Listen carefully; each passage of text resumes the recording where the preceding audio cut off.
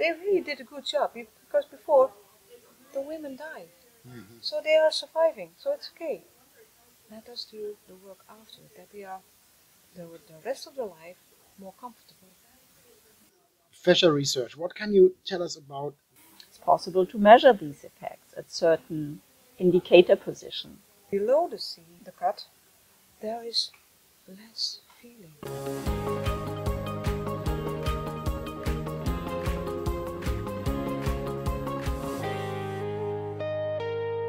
Hello and welcome to the Fascia channel. Today I have really experienced ladies here. One is Jannie Cnossen, a really experienced scar worker, and Dr. Heike Jäger from southern Germany. She's a really experienced, how do you call it? Tissue physiologist. Tissue physiologist. But first we want to explain what's the problem. Jannie, can you please tell me what's the problem with C-section Kaiserschnitt in Germany? What is the problem? The problem is that with a C-section, the whole belly is different, and after a C-section, there has been a cut through all the layers. And if you have the whole body system is one nicely tensioned in really optimal form. If you put a cut in it, the tension falls away. So when the tension falls away, then you have also there's no connection through the system anymore. And then when they have to put it together, they stitch it together. So the tension is getting increased, because the two sides are not the sides that would be original in there. So that's why there's going to be an extra tension. And because it's not just one piece, but in all kind of layers, all kind of different pieces in your belly, that has been stitched together, and the ends don't mix up anymore. So then with this one, if you have also a tension in there, then I have another one like that, because the whole pelvic floor, every piece here, all those muscles, they get been pulled together too. So your normal function of your pelvis. Yes, I can show it in the camera. So the whole pelvic floor, you see all the muscles are attached. They're attached to the back of your body and also to the front of your body. And you see very nicely that your tail end is also connected. And with a C-section, you don't have a baby coming out with this. Only when you have a C-section that's been an emergency one, then you're ready, because then labor already started. And because when labor already started, your bones are already soft too. So I'm not only a Scarwork teacher, but also the bone work teacher. So it also makes different, make it more complex. But most of it is the tension also gets increased. So your tissue, your bones, your ligaments, everything is getting together. So a lot of the fluid through your legs is going to be also different, less. So that's what you see very often after a childbirth, so not even a C-section but also normal childbirth, is that the legs of a woman goes a little bit wider, because there's no really good drainage anymore. And then you have, if this is tensed, also what happens with your spine. So even after 9 months of carrying a baby who is already getting tensioned in the front, so then again there's also the C-section, what should be holding it, that's been cut. So again, there's a lot of trouble. So that's the reason why a lot of ladies get in trouble with the lower back pain. Yes. Some years later. And especially the relationship. They don't see the relationship with the C-section or with the childbirth, the normal childbirth. So even both are it's really different. It's really such an impact on a woman body, they don't relate it to. And when you have a C-section, especially with an emergency, there's also a trauma with it. So a lot of women say it's down there. I don't know. So they block it out of the system. So, and that's another thing that's really, I think is really important for women, is that below the C, the cut, there is less feeling. Mm-hmm. So your feeling of being a woman or having sex or whatever is less than it can be. Mm-hmm. And that's the things also what we can kind of establish. So yeah, to talk about the re-establishment, how do you treat such big problems? So it's a real, you told us, it's a real big impact for the whole pelvic region, Yes. including the lower back and so on. How do you treat that complete structure? You start at the surface. Mm-hmm. It's like figuring out the layers, because on the outside I have no idea how it's in the inside. Mm-hmm. Completely not. I don't know which kind of surgeon did what. So every surgeon has his own signature of how to deliver or how to do a C-section or how to do early delivery. That's a really, really interesting fact, because it's man-made, and every man has a good and a bad day, and Yes. every day is different, and every Yes. surgery is different. Even one surgery from the other is different. Yes. So Yeah. that's from the surgeon side, but also from the women's side, because when they cut it open, it's not like the textbook. Mm-hmm. Every woman has different, because there's also issues of things what was already there before. Your pattern.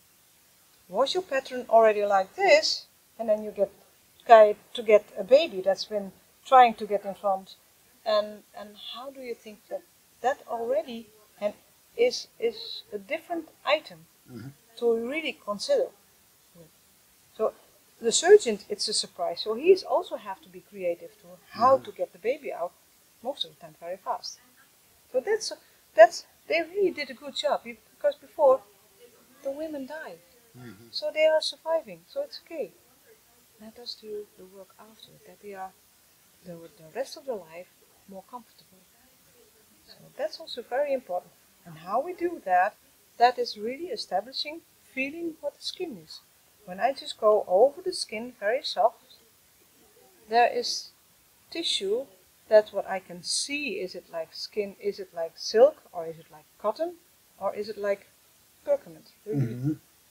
So does it stop me? If it stops me, I know for sure there's something trouble underneath. Even deeper below. Even deeper below. So I want to have like more a silky skin. That's what I try to establish, especially on the top. But it needs to be on the layers below, because there's a lot of stuff. So we talk about it later with Heike. Yes. What's really inside. Yes. Yeah. Yes. Yes. And the thing is, all the techniques we use are no pain. Mm-hmm. No Why is it so manipulation. That's important, because the people already had already a trauma. We don't have to put in more of it. That's the psychological thing. So it's really soft. And then probably Heike will tell you why less is more, like soft touch and no pain is important for structure. And why that helps way more and goes deeper than hard touch. So there are a lot of therapists outside who are doing really strong work on scars, and I also learned it in my first years of education. You're doing a total different way. Why? Can you please explain it? I can explain it, and I also came from that piece. I have done gua sha cupping, so all the bruises and also the tough. So I did all of it too, just like almost every therapist who's been taught before. Yeah. That's what we did. But when I met Sharon Wheeler, her way of touching, her way of feeling, the moment I saw her and I saw her work, and I said, like, that felt home. It feel like, okay, that's what I can do with my hands. There are so many things in your hands that can play with it, and the way she is touching, and the way she is really kind of embracing the whole system. And again, a scar is not bad. Yeah. It's healed, very good, and it's functional. But what we do is like to try to get a better function, and that there's a movement through the scar, that the body, most of it can't really establish itself. So that's what we for sure do. And with the techniques, they're very soft, and we have very lovely names like feather light sweeping, like you do, like a feather goes on your skin. It's like It's like very soft, and I can show it on your arm if you want to. So because you need a brace, so you really are very soft. You can see it's like I'm kind of soft bedding you, and you think nothing happens, but Yeah. the thing is, the skin is like going all the tissue. It gives you space and room on the thing where you're going to, on the piece where you're going to. So it really creates, if you go everything through the scar. That's also one item, one principle. We never put the scar out. We never pull it outside. Only things towards the scar. That's the only thing. That's what really important is. Sorry. Anything. So when I already kind of connected with that one, and then I just start analyzing the scar. Like, okay, because we have techniques, but it's a method. It's not 1, 2, 3, 4. Yeah. That's not going to work, because the scar is unique. Yeah. Every scar is unique. So also every woman is unique. Every women, and even not just the women, also the man without the C-section. Yeah. All the other stuff too. Every scar is unique. So you have to feel on the belly. Where is the most tension? That's where I go. Layer by layer. Layer by layer. So you have to really get skilled with your hands. Not pushing, really sinking in. Waiting, try to move things that's movable.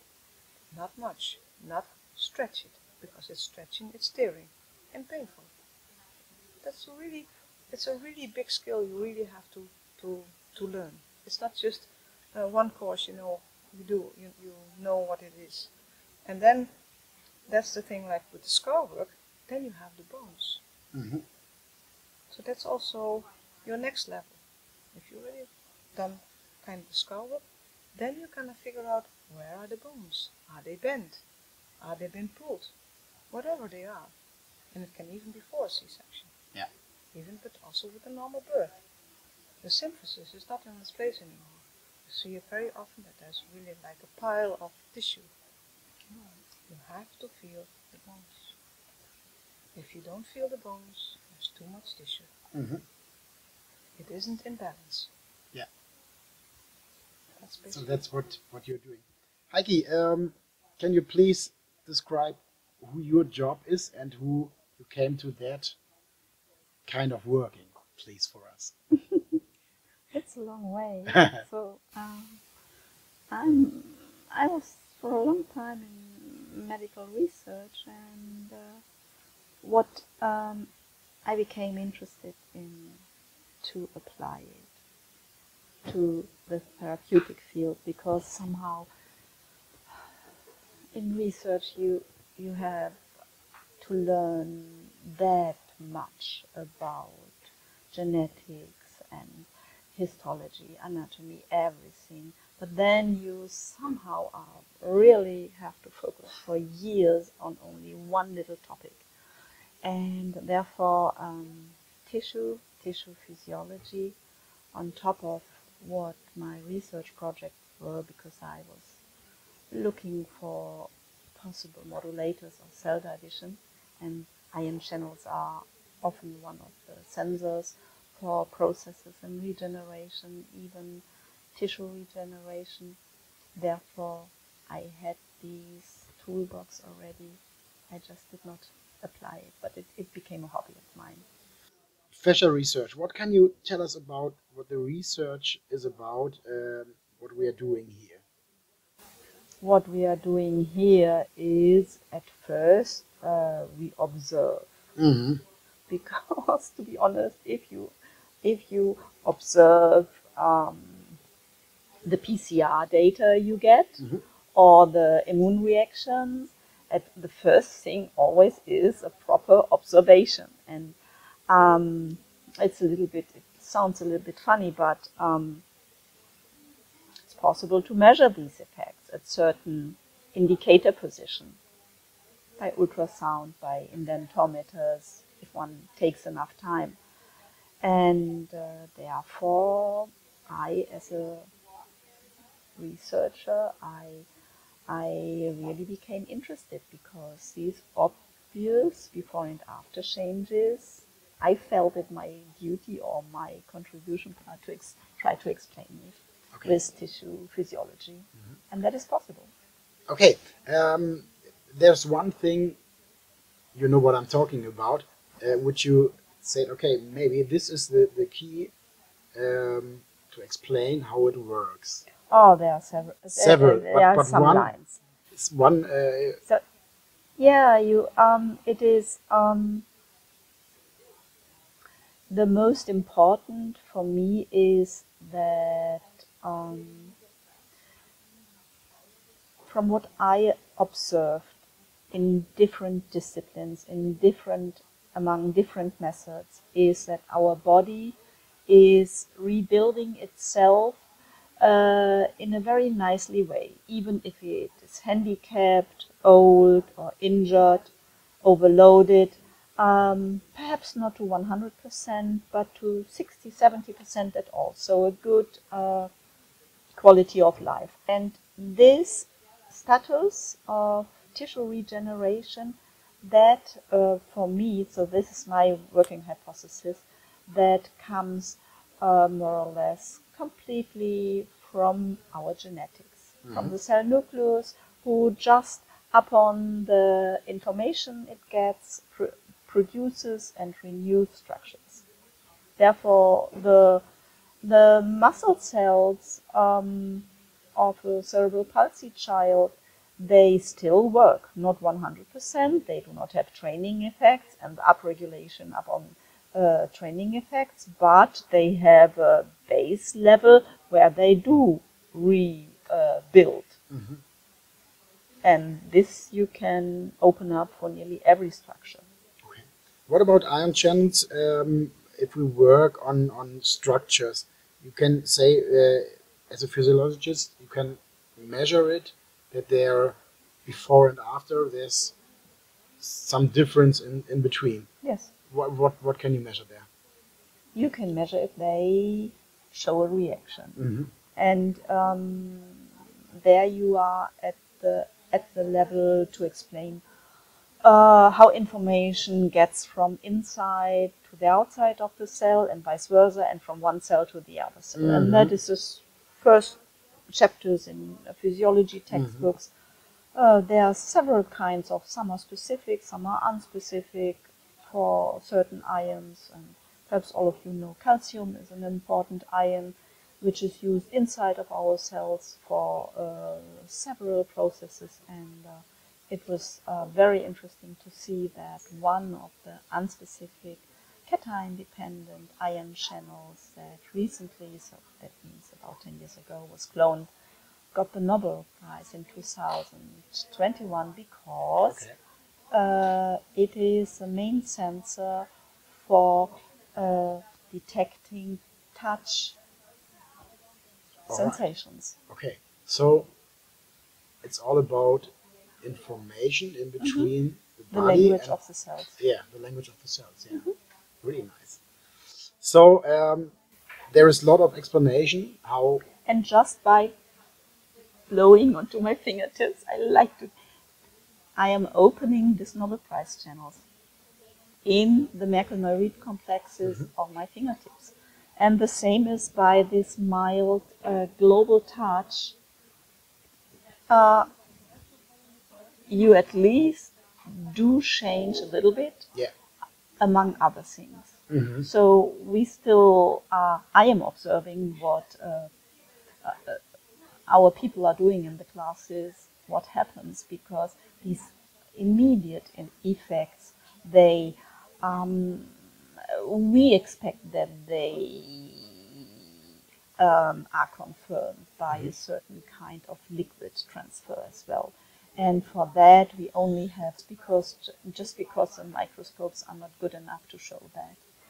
And like in the early days with the upcoming idea of fascia, sometimes the measuring techniques are just limiting our research data. Maybe, yeah. So you would you say it's the magic of light touch? What happens there in the channels? It is for us. It looks like magic. Yeah, but not for you. No, because just scale it down your tissue into the single cells, and imagine if every cell would need a hammer to knock onto the other cell to say, hello, I am training, please train too. So it really, our body needs such a very, very light regulating information. Yeah. And this idea, okay, you know, the seeds to understand this do come from the idea of a fascial net. Mm-hmm. So this instantaneous transfer of mechanical information from tip to toe, you immediately can sense, and these ion channels are on the cells that immediately sense this mechanical stimulus any mild therapeutic does give into the tissue. That's really nice. So thank you very much, you both, for being here on my channel, and see you next week. Thank you very much. Bye. Bye.